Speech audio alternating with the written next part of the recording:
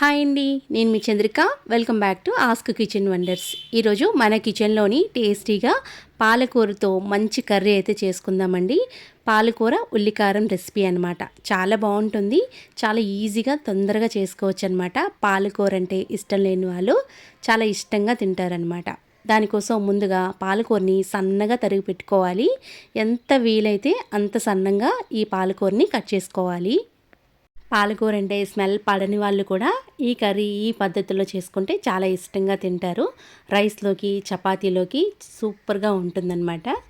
చూడండి, ఇక్కడ నేను దాదాపు ఒక 5-6 కట్టల వరకు సన్నగా తరిగి పెట్టుకోవాలన్నమాట. ఇలాగా చూడండి, నీట్గా వాష్ చేసుకొని శుభ్రంగా ఇలా తరిగి పెట్టేసుకోండి. ఇప్పుడు ఒక బాండీ తీసుకోండి.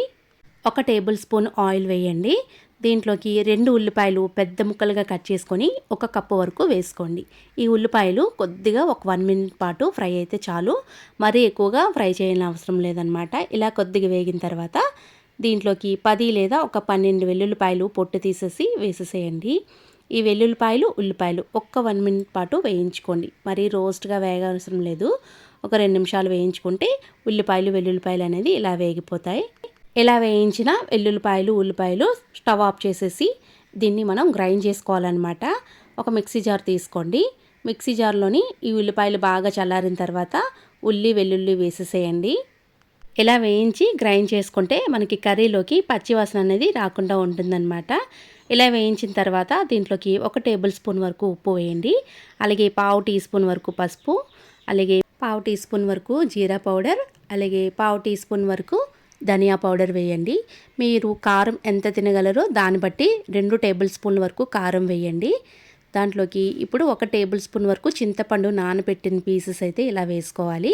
ఇప్పుడు వీటన్నిటిని కూడా కోర్స్గా గ్రైండ్ చేసుకోండి. చూడండి, మరీ మెత్తగా కాకుండా పల్స్ మోడ్లో మనకి గ్రైండ్ చేసుకుంటే ఇలా చక్కగా ఉంటుందన్నమాట. ఇలా గ్రైండ్ చేసుకున్న పేస్ట్ని పక్కన పెట్టేసేయండి. ఇప్పుడు కర్రీ ప్రాసెస్ ఏంటో చూద్దాము. మళ్ళీ అది బాండీలోని 2 టేబుల్ స్పూన్ వరకు ఆయిల్ వేయండి. ఇలా వేసిన తర్వాత 1 టేబుల్ స్పూన్ వరకు పోపు దినుసులు వేయండి. శనగపప్పు, ఆవాలు, జీలకర్ర, అలాగే మినపప్పు వీటన్నిటిని వేసి దోరగా వేయించండి పప్పు దినుసులు అనేవి. ఇలా వేగిన తర్వాత దీంట్లోకి ఒక 2 లేదా 3 ఎండుమిర్చిని ఇలా తుంచుకొని వేసుకోండి. ఎండుమిర్చి కూడా చక్కగా వేయించండి. బాగా వేగిన తర్వాత దీంట్లోకి 2 రెమ్మల వరకు కరివేపాకు వేయండి. కరివేపాకు వేసిన తర్వాత అలా రోస్ట్గా వేయించుకోండి. మంచి స్మెల్ వచ్చేంత వరకు వేయించుకున్న తర్వాత దీంట్లోకి మనం కట్ చేసి పెట్టుకున్న పాలకూరని చక్కగా ఇలా వేసేసేయండి. మొత్తం పాలకూర మొత్తం ఫ్రై చేసుకోవాలి. లో మీడియంలో పెట్టి చక్కగా ఫ్రై చేయండి. హై ఫ్లేమ్లో పెట్టద్దు. లో టు మీడియం అడ్జస్ట్ చేసుకుంటూ ఈ ఆకుకూరని మనం చక్కగా ఫ్రై చేసుకోవాలి. మరీ ఎక్కువ టైం పట్టదండి. ఒక 2-3 నిమిషాల్లోని ఫ్రై అయితే అయిపోతుందన్నమాట. మూత పెట్టి ఒక 3 నిమిషాల పాటు చక్కగా ఇలా వేయించేసుకోండి. చూడండి, దానిలో ఉన్న వాటర్తోనే మనకి ఈ కర్రీ అనేది చక్కగా వేగిపోతుందన్నమాట. ఆకుకూరని ఇలా వేయించుకున్న తర్వాత బాగా కలుపుకోవాలి. ఆకుకూర వేగడానికి 2 మినిట్స్ పట్టింది కదండి. ఇప్పుడు ఇలా ఆకుకూర అంతా వేయించిన తర్వాత ముందుగా మనం గ్రైండ్ చేసుకున్న పేస్ట్ ఉంటుంది కదా, వెల్లుల్లి చక్కగా ఇందులోకి వేసేసేయండి. లో మీడియంలో పెట్టి చక్కగా వేసేసేయండి. ముద్ద వేసేటప్పుడు హై ఫ్లేమ్లో ఉంటే ముద్ద అనేది మనకి మాడిపోతుంది కాబట్టి చక్కగా ఈ ముద్దని ఇప్పుడు ఈ ఆకులోకి బాగా కలిసిపోయేలాగా ఫ్రై చేసుకోవాలి.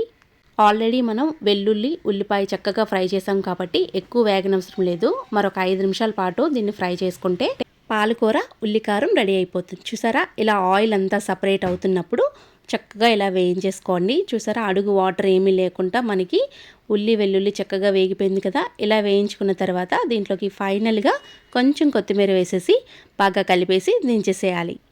అంతేనండి, చాలా సింపుల్గా ఒక 5 నిమిషాల్లోనే మనం ఈ కర్రీ అయితే చేసుకోవచ్చు. రైస్లోకి చపాతీలోకి సూపర్గా ఉంటుంది. మీరు దేనితో తీసుకున్నా పర్వాలేదు. ఒక్కసారి ఈ పాలకూర ఉల్లికారం ఒక్కసారి డెఫినెట్గా ట్రై చేయండి. లంచ్ బాక్సెస్కి ఈజీగా మనం ప్రిపేర్ చేసుకొని పట్టుకెళ్ళొచ్చు అనమాట. అంత బాగుంటుంది. ఒకసారి ట్రై చేసి మీ ఫీడ్బ్యాక్ని నాతో కింద కామెంట్ సెక్షన్లో కామెంట్ కూడా చేయండి.